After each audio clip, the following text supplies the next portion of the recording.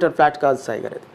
రోడ్లు ఎప్పుడే వేయాలి అంటే నీకు 28,000 మంది రైతులు 34,778 ఎకరాల రైతులు ఇస్తే దానికి ఆన్ పార్ విత్ ఎన్ని రీకాన్స్టిట్యూటెడ్ ఫ్లాట్స్ ఇచ్చారు చెప్పనండి. ఏదో వాళ్ళకు సంబంధించిన ఒక 100 మందికో 200 మందికో రీకాన్స్టిట్యూటెడ్ ఫ్లాట్స్ ఇచ్చినంత మాత్రాన అవి ఫ్లాట్ల కిందకు రావు. వాళ్ళు ఎవరికి 100 మందికి ఎందుకు ఇచ్చినట్టు అంటే కొంతమందికి సెలెక్టివ్గా 34,777 మంది రైతులకు ఇచ్చినప్పుడు దీనికి ప్రతి ఒక్క రైతుకి రీకాన్స్టిట్యూట్ ఫ్లాట్స్ ఇవ్వాలి. ఇప్పుడు పట్టా ఉన్న రైతుకి రీకాన్స్టిట్యూట్ ఫ్లాట్స్ ఇవ్వాలి, అసైన్మెంట్ పట్టా ఉన్న వాళ్ళకి ఇవ్వాలి, సొంత పట్టా ఉన్న వాళ్ళకి.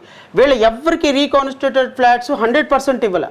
వీళ్ళు నాకు తెలిసి నాకున్న అధికారికమైనటువంటి లెక్కల ప్రకారం 1,000 ఎకరాలలో మాత్రమే రీకాన్స్టిట్యూట్ ఫ్లాట్స్ ఇచ్చారు. మిగతా 33,000 ఎకరాల్లో రీకాన్స్టిట్యూటెడ్ ఫ్లాట్స్ ఈ రోజు వరకు ఎవరి ఫ్లాట్ ఎక్కడ ఉందో ఎవరికి తెలియదు. అదేంటి అప్పుడు అదో పెద్ద కుంభకోణం అవుతుంది 1000 ఎకరాల వాళ్ళకే ఇవ్వడం అంటే. That is what my point ఏంటి అంటే, అమరావతిలో తెలుగుదేశం పార్టీ అనేటువంటి ఒక పార్టీ అమరావతిని కట్టడానికి ఒక ప్రయత్నం చేసింది. నేనైతే ఆ ప్రయత్నాన్ని అబ్సల్యూట్గా వెల్కమ్ చేస్తా.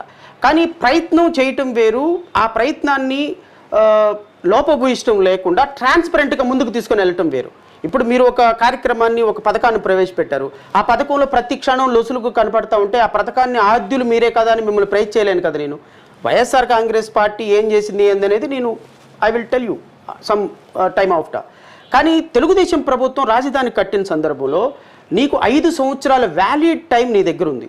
నాకు తెలిసి కేంద్ర ప్రభుత్వం కూడా చాలా సీరియస్గా సహకరించింది. నాకు తెలిసి 5,300 కోట్ల రూపాయలు రాజధాని నిర్మాణానికి తెలుగుదేశం ప్రభుత్వానికి కేంద్ర ప్రభుత్వం ఇచ్చింది. అప్పుడు వస్తున్నటువంటి బడ్జెట్ కానీ అమరావతి రైతులు రాజధాని అంశంలో నిజమైనటువంటి డెవలప్మెంట్ చేయాలి అనే చిత్తశుద్ధి ఆ ప్రభుత్వానికి ఉన్నట్టయితే ఈరోజు వైఎస్ఆర్ కాంగ్రెస్ పార్టీ దాన్ని ఆ డిస్ట్రక్షన్ని కంటిన్యూ చేయడానికి అవకాశం ఉండేది కాదు. నెంబర్ 1, అమరావతిని అఫీషియల్గా క్యాపిటల్గా నిర్ణయిస్తూ లీగల్గా ఏ విధంగా